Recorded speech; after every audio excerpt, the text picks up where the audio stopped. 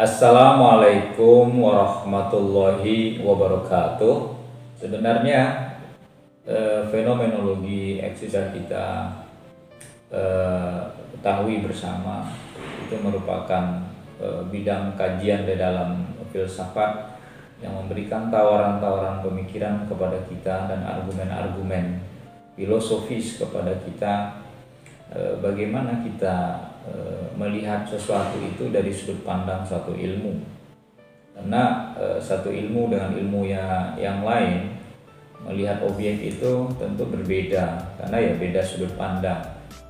Seperti halnya kita dalam berislam ya. Sampai kapanpun kita dengan misalnya Ahlus Sunnah wal Jamaah dengan Syiah, dengan Salafi, Wahabi, ya tidak akan pernah ketemu, karena memang sudut pandangnya sejauh masih berbeda seperti itu dalam melihat agama, sehingga kesimpulannya beda ya, sudut pandang beda, kesimpulan beda. Tidak usah jauh-jauh lah kita mencari contoh ya, dalam Idul Fitri saja atau penentuan Ramadan ya, tepatnya penentuan Ramadan kemarin itu kan ya, karena yang dipakai perspektifnya berbeda. Yang satu hisab ya, satu ru'yat. Walaupun dalam hisab itu juga ada ru'yat dan ru'yat itu juga ada hisab. Tetapi karena metode yang digunakan itu ada yang dominan ya, sehingga ternyata kita di Indonesia 2022 kemarin ini ya, atau saat ini kita berlebaran sama, tetapi mulai puasa beda gitu ya. Ada yang tanggal sehari lebih dulu, ada yang sehari kemudian baru memulai. Saya ingin mengatakan kepada Anda, begitulah ilmu itu ya. Dengan perspektif yang berbeda, metode yang berbeda kita gunakan, kadang hasilnya tidak mesti sama ya, kesimpulannya bisa beda. Nah, fenomenologi ini sebagai sebuah ilmu memberikan tawaran juga kepada kita bagaimana manusia dilihat dalam perspektif fenomenologi ini. Kalau kita misalnya melihat manusia dalam kacamata Islam, tentu akan berbeda ya dengan fenomenologi ini. Karena bagaimanapun ya, sebuah ilmu itu hanya menawarkan kepada kita argumentasi ya. Tetapi pada dasarnya argumentasi dari sebuah ilmu itu tentu sangat berkait dengan teori yang digunakan, dan teori yang digunakan itu yang dijadikan sebagai dasar itu tentu dari sumber yang berbeda, sehingga tidak mengherankan dalam mengkaji manusia dalam berbagai perspektif ini tentu akan berbeda sudut pandangnya, termasuk dalam aliran-aliran filsafat yang ada. Nah, manusia dalam fenomenologi ini seperti apa ya? Fenomenologi adalah gerakan filsafat ya, yang dipelopori oleh Edmund Husserl. Mungkin kalian sudah tahu itu. Edmund Husserl ini hidup di 1859 ya sampai 1938. Kemudian ya salah satu arus pemikiran ya yang paling berpengaruh pada abad 20 ya. Jadi baru pada abad 20 pengaruh dari fenomenologi ini. Husserl membedakan antara dunia yang dikenal dalam sains dan dunia di mana kita hidup. Jadi menurut dia harus dibedakan mana dunia yang dikenal dalam ilmu pengetahuan dan dunia di mana kita hidup itu satu hal yang berbeda menurut dia. Selanjutnya ia juga mendiskusikan tentang kesadaran dan perhatian terhadap dunia di mana kita hidup.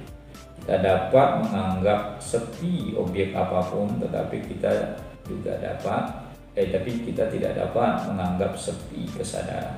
Jadi dia ingin katakan kepada kita bahwa kesadaran dan perhatian terhadap dunia di mana kita hidup ini, kita bisa menganggap bahwa sepi dari objek apapun ya itu bisa, tetapi kita tidak dapat menganggap sepi dari kesadaran. Artinya bahwa manusia sebagai makhluk yang berpikir itu dia tidak akan bisa hilang dari kesadarannya, kecuali memang Ini maksudnya orang yang rasional tentu ya, orang yang sadar gitu ya, orang yang menggunakan nalar ya. Kecuali orang yang tidak menggunakan nalar ya, dia akan sepi dari kesadarannya ya sebagai manusia. Nah, eksistensi kesadaran menurutnya adalah salah satu benda yang tidak dapat dianggap sepi ya eksistensinya. Pengkajian tentang dunia yang kita hayati serta pengamatan kita tentang yang langsung tentang dunia tersebut adalah pusat dari perhatian fenomenologi. Ya, fenomena itu apa yang kita lihat secara langsung ya. Makanya istilah ini juga sering dikatakan fenomena mudik misalnya ya, fenomena mudik Lebaran. Jadi kita sedang mengkaji bagaimana kita melihat sebuah realitas dari arus mudik yang begitu luar biasa ramainya gitu ya. Apalagi sejak tahun 2002 ini kita merasakan semangat itu, dan itu sebuah fenomena di mana ada arus manusia yang berada di kota-kota besar ya menuju kampung halamannya dengan jumlah yang tidak seperti biasanya. Kalau misalnya kita di Jogja lalu mudik bukan di saat Lebaran itu kan biasa ya. Tapi kalau Lebaran itu mudik, nah, itu fenomenanya menjadi luar biasa. Kenapa? Karena realitas dari manusia yang berbondong-bondong ya atau berduyun-duyun untuk pulang kampung dan terjadi pada satu waktu tertentu. Nah ini kalau kita melihat dalam kehidupan sosial, kita melihatnya dalam fenomena sosial. Kalau kita melihat dalam kacamata agama, kita melihat ini sebagai fenomena religiusitas kita. Bagaimana silaturahmi itu menarik kuat kita ya untuk mudik, berapapun biayanya, betapapun sulitnya gitu ya. Kemudian capeknya di jalan ya, itu ternyata tidak pernah kita pikirkan ya. Saya sebagai mudiker ya, sebagai orang yang mudik juga kemarin itu juga nggak pernah berpikir kita yang penting ketemu orang tua ya kalau yang masih hidup, yang penting ketemu teman-teman, yang penting pulang kampung melihat kampung nan jauh di matu gitu ya kalau bahasa Minangnya. Itu sebuah kebahagiaan tersendiri dan tidak bisa diukur dengan uang. Kita bayangkan misalnya orang berkeluarga, suami istri punya anak 4 misalnya, naik pesawat misalnya pulang ke Pekanbaru ya seperti saya lah, tiket pesawat satu jalan 2 juta misalnya, kali 6 sudah berapa duitnya kan. Nah jadi baru tiketnya aja sudah 12 juta ya kan, 6 kali 2. Nah, kalau PP jadi berapa? 24 juta baru tiketnya, dan pulang hanya seminggu. 12 juta baru tiket, belum makannya dan lain-lain, transportasi yang lain-lain ya.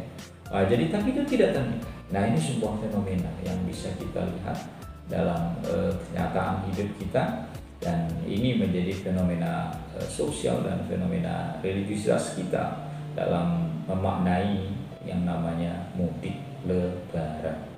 Nah, dalam pemikiran Husserl ya, konsep fenomenologi itu berpusat pada persoalan tentang kebenaran. Ya, tentu saja ilmu tentu bicara tentang kebenaran ya. Husserl yakin bahwa ada kebenaran bagi semua dan kebenaran bagi manusia. Ya, manusia dapat mencapai kebenaran itu. Ya, jadi kebenaran itu untuk kita semua, dan orang semua mencintai kebenaran dan menginginkan kebenaran, dan kebenaran itu sebenarnya dapat kita capai ya. Manusia dapat mencapai kebenaran itu tentu dengan ya, coba begini ya, saya ingin katakan misalnya bagi kita yang orang Islam merasa bahwa agama kita lah yang paling benar, lalu ada agama lain dia juga mengklaim agamanya yang paling benar ya. Bagi kita mungkin orang yang di luar Islam, wah itu nggak benar itu agama yang dianut, yang benar itu Islam ya. Teori itu akan pandangan itu akan gugur dengan teori ini, bahwa bagi semua manusia itu dapat mencapai kebenarannya sesuai dengan pandangannya sendiri Ya ketika orang Kristen dengan menemukan Kristen sebagai kebenaran baginya, orang Katolik menemukan Katolik sebagai sebuah kebenaran baginya, ya disitulah dia telah berusaha tentang bagaimana ia menemukan kebenaran. Walaupun kebenaran itu dari sudut pandang kita masing-masing sesuai dengan klaim kita, ya kita mengklaim agama Islam yang belum benar ya sesuai dengan klaim kita. Tapi bagi orang lain ya tentu sesuai pula dengan klaim mereka.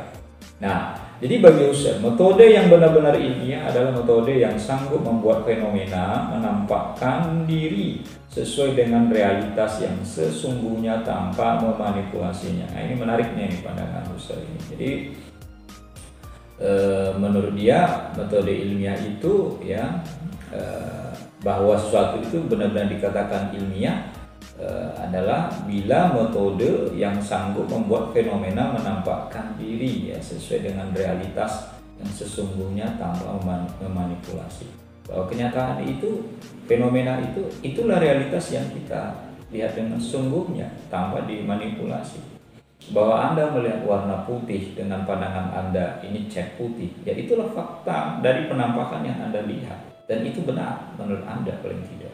Walaupun ketika orang itu matanya itu minus ya, dia melihat wah saya nggak melihat putih itu gitu kan, saya melihat itu abu-abu. Tapi kan karena minus matanya. Tapi penampakan bagi orang yang melihat secara real, kemudian dia melihat fenomena itu dengan kenyataan yang dia hadapi tanpa dimanipulasi oleh cahaya dan segala macamnya, nah itu akan terlihat benar. Saya berikan contoh lagi supaya mudah ya. Kalau Anda masuk ke toko, ke mall gitu ya, beli celana gitu kan, Anda sangat yakin ketika Anda membeli celana ini, perasaan celana saya ini warnanya blue jean, saya beli blue jean, jadi jean biru. Kok di rumah saya menjadi agak-agak kecoklatan itu gitu. Lalu Anda melihat apa yang terjadi tadi? Kok saya melihat jean ini perasaan biru tadi? Bahkan saya bilang sama pelayannya, saya ambil blue jean ini mbak gitu kan. Tapi ternyata ya cara yang digunakan oleh pemilik toko dalam membuat tampilan dagangannya itu kelihatan menarik itu ada manipulasi di dalamnya. Apa manipulasi? Itu permainan cahaya. Coba Anda masuk ke mall-mall itu kan, begitu kita masuk atau ke butik lah ya, itu kan terlihat banget kan cahaya-cahaya yang ada di atas lampu-lampu yang ada itu kan kadang-kadang menipu kita itu, sehingga warna yang merah itu ya terlihat kayak merah hati. Nah ini saya suka ini kata kita kan, warnanya ini merah hati, ini yang saya cari, saya ingin cari baju yang merah hati. Tapi begitu kita sampai di rumah, kita buka kresek kita atau tas belanjaan kita, kok warnanya jadi warna terang ya. Nah, karena kebenarannya sedang dimanipulasi. Nah, jadi kalau kita melihat dengan metode yang benar ilmiah menurut Husserl ini, metode yang sanggup membuat fenomena menampakkan sesuai dengan realitas. Nah, itu yang dimaksud dengan metode yang benar. Tapi ketika kita melihat bahwa ada manipulasi di dalamnya, kita melihat dengan kenyataan yang ada, kok dia berubah. Nah, disinilah sehingga terjadi manipulasi terhadap kenyataan yang kita lihat.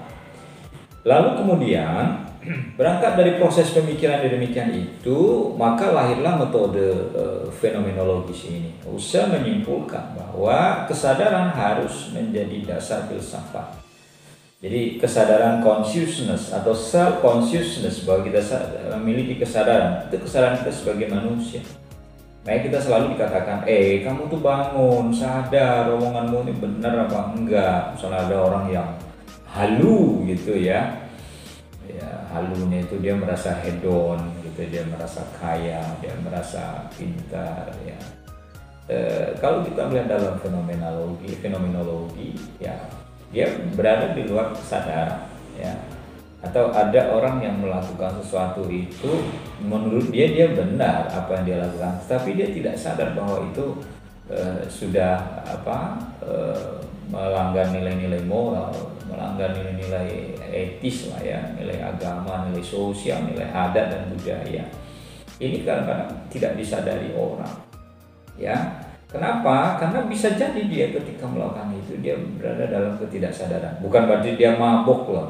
Kesadaran diri itu bukan berarti dia itu mendem ya, atau mabok. Tapi kesadaran diri orang yang di bawah kontrol rasio. Di ketika ia melihat sesuatu itu memang berada dalam kondisi rasio. Tapi ketika orang ya rasionya jalan tetapi emosinya yang dominan, nah disinilah kadang-kadang orang melakukan ketidaksadaran itu. Ya kita sebagai manusia, coba kalau misalnya seandainya ada orang itu sadar bahwa anaknya, tentu bahwa seorang ayah memiliki anak gadis, dan kalau ia sadar bahwa itu anaknya, tentu dia tidak akan memperkosa anaknya kan. Faktanya kan seperti itu. Ada orang yang memperkosa anak kandungnya sendiri, seorang ayah memperkosa anak kandungnya sendiri. Ya, apa dia nggak punya otak? Punya. Ya, dia tahu itu anaknya gitu, dan dia tidak melakukannya dalam keadaan mabuk. Tetapi kesadaran dia sebagai manusia yang menggunakan rasio, ya ini anak saya, ngapain saya perlakukan seperti ini? Dia tidak akan melakukan itu. Maka sangat penting ya bagi kita kesadaran diri ini, karena orang yang sadar itu sejatinya adalah orang yang memang berada dalam kontrol nalarnya. Tapi kalau kesadaran itu hilang ketika nalar itu tidak berfungsi dengan baik. Jadi jangan dibayangkan bahwa oh itu orang mabuk, dia tidak sadar. Nah itu sadar dalam pengertian sesungguhnya. Tetapi kesadaran dalam pengertian ini adalah bahwa kita sadar kita berada dalam kontrol nalar kita, sehingga sesuatu yang kita lakukan itu berada di dalam akal sehat kita. Ya, gunakan dong akal sehat, gunakan common sense ya. Karena dengan cara seperti itu orang akan berada di dalam kontrol yang benar, dan sejatinya memang manusia itu seperti itu. 3 tahap reduksi menurut Husserl ya. Yang pertama adalah bahwa reduksi fenomenologis yaitu penyaringan terhadap setiap pengalaman sehari-hari ya tentang dunia guna memandang kembali dunia dalam arti aslinya, atau dengan kata lain reduksi ini adalah pembersihan diri dari segi subjektivitas yang dapat mengganggu perjalanan mencapai realitas itu sendiri. Jadi reduksi fenomenologis ini penyaringan terhadap setiap pengalaman sehari-hari. Jadi pengalaman sehari-hari itu perlu ada filterisasi ya terhadap kenyataan yang kita lihat di dunia ini guna memandang kembali dunia dalam arti aslinya. Bahwa misalnya kita bisa membedakan mana yang patut, mana yang tidak, mana yang baik, mana yang tidak, mana yang jahat, mana yang tidak. Itu kan kita kan mampu membedakannya. Kalau ada orang sudah menganggap bahwa semuanya benar, semuanya salah, nah ini kadang-kadang kita yang tidak setuju itu, gitu kan. Ada orang tokoh agama menganggap agama lain itu atau aliran lain itu salah semua, gitu kan.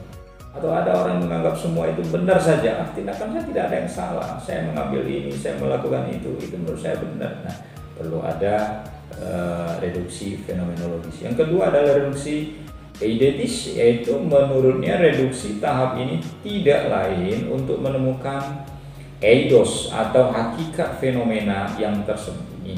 Ya, jadi upaya kita dalam melihat fenomena yang sesungguhnya yang tidak kita lihat. Kadang-kadang kita kan tertipu dengan penampakan. Ya, seperti tadi saya katakan bahwa kita tertipu oleh pengaruh cahaya yang begitu dominan dari sebuah toko sehingga warna yang kita pilih akhirnya keliru atau salah ya. Padahal di situ ada fenomena sesungguhnya, bukan itu yang kita lihat, tetapi tersembunyi di balik kilauan cahaya itu. Lalu yang ketiga, reduksi transendental, yaitu menyisihkan dari dan menyaring semua fenomena yang diamati dan fenomena lainnya. Jadi kita harus mampu melakukan penyisihan dan penyaringan ya terhadap semua fenomena yang kita amati, sehingga kita tahu bahwa ini yang sesungguhnya, ini yang bukan, ini yang benar, ini yang bukan, tentu dengan filterisasi yang benar. Begitu juga kita dalam melakukan sebuah tindakan, bahwa ada orang yang menyebar berita hoax misalnya kan, lalu tanpa dia saring dulu lalu dia sharing ya, itu kan kadang-kadang karena tidak ada saringnya itu ya, tidak ada filterisasinya itu, sehingga yang terjadi kemudian orang termakan dengan berita hoax yang dia kirim, dan akhirnya itu merugikan semua orang. Nah, salah seorang tokoh fenomenologi, yaitu Mark Heidegger, ya, dia mengatakan bahwa manusia itu terbuka, ya, bagaimana manusia menurut dia, ya, menurut Heidegger manusia itu terbuka bagi dunianya dan sesamanya. Kemampuan seorang untuk bereksistensi dengan hal-hal yang ada di luar dirinya karena memiliki kemampuan seperti kepekaan, pengertian, pemahaman, perkataan, atau pembicaraan. Ya, saya kira menarik apa yang dikatakan Heidegger, bahwa manusia itu terbuka bagi dunianya dalam artian dia dengan sesamanya, ya, melihat itu sebuah kenyataan. Beginilah manusia adanya, begitulah manusia adanya, sehingga terbukanya kita terhadap diri kita untuk dilihat oleh orang, dinilai oleh orang. Itu sebenarnya eksistensi kita sebagai manusia, bahwa kita jangan berharap orang memandang kita baik semua gitu kan. Jadi kita juga harus terbuka untuk dikritik, kan ada juga orang yang tidak siap untuk dikritik, dia sukanya dipuji, tapi begitu dikritik dia nggak terima gitu kan. Padahal menurut Heidegger bahwa kita memiliki kemampuan, ya, pemahaman, pengertian, kepekaan, ya, dalam perkataan dan pembicaraan kita sebagai manusia. Bila kita berada dalam posisi ini, artinya kita sebagai manusia itu adalah korpusnya itu korpus terbuka. Jadi bukan korpus tertutup. Anda berteman dengan orang yang sangat tertutup tuh susah loh. Tapi ketika kita berteman dengan orang yang terbuka, friendly, ya, kemudian dia bestie lah bagi Anda, ya, kan sangat menyenangkan. Sebaliknya orang yang tertutup itu susah itu, karena dia tidak membuka diri, ya. Yang kita takut salah omong, kita takut nanti menyinggung perasaannya. Lebih lanjut, bagi Heidegger, untuk mencapai manusia utuh, maka manusia harus merealisasikan segala potensinya, meski dalam kenyataannya seorang itu tidak mampu merealisasikannya, ya. Ya, melihat manusia sebagai yang utuh itu, eksistensi kita sebagai manusia itu kan ada pada rasio kita kan. Inilah yang membedakan kita dengan hewan. Inilah yang membedakan kita dengan makhluk Tuhan yang lain. Kenapa? Karena kita memiliki rasio itu. Nah, eksistensi kita sebagai manusia itu harus mampu kita realisasikan dalam bentuk kelebihan-kelebihan yang kita miliki. Sehingga ketika kita menjadi seorang manusia itu, jangan kita rendahkan diri kita dengan kemampuan berpikir kita itu. Karena kan kita seperti yang dibaca atau disebutkan oleh Al-Quran, ya, manusia itu, ya, seperti disebut dalam Al-Quran, walaqad zara'na, ya, di jahannam katsiran minal jinni wal ins, ya. Jadi kata Allah, banyak nanti isi neraka jahanam itu adalah manusia dan jin. Itu kenapa? Mereka punya telinga, punya mata nggak guna, punya hati tidak digunakan, punya pendengaran tidak digunakan dengan baik, ya. Bahkan mereka itu kata Allah kal an'am, ya. Mereka itu seperti hewan. Ya, apa bedanya kita dengan hewan? Kita diberi kemampuan berpikir, tapi kita tidak gunakan. Kita tidak mampu merealisasikan diri kita sebagai manusia. Makanya ketika manusia berpikir, dia eksis dengan berpikirnya dan dia menjadi orang yang beradab. Sebaliknya ketika manusia itu sebagai manusia dia tidak eksis dengan kemampuan berpikirnya dan dia merendahkan dirinya dengan tindakan-tindakan yang bertentangan dengan nilai kemanusiaan, disitulah manusia tidak mampu mengaktualisasikan dirinya sebagai manusia. Dan saya kira apa yang disampaikan oleh Heidegger dalam pengertian yang saya pahami seperti itu. Kemudian juga Heidegger mengemukakan tentang konsep suasana hati, mood, ya, seperti yang kita ketahui bahwa dengan suasana hatilah kita diatur oleh dunia kita, bukan dalam pendirian pengetahuan observasional yang berjarak. Biasanya dengan posisi kita yang sedang bersahabat dengan suasana hati bisa menjadi tolok ukur untuk mengetahui hakikat diri, ya, moodi, ya. Jadi kalau kita misalnya bicara tentang moodi kita itu, ya, biasa kalau orang yang lagi happy itu kan biasanya moodnya menyenangkan, ya. Semua orang dianggap baik, semua orang dianggap teman. Tapi ketika manusia itu sudah moodnya jelek, ya, semua pandangan itu jelek semua. Ini bila ada kekurangan dan kesalahan saya mohon maaf. Assalamualaikum warahmatullahi wabarakatuh.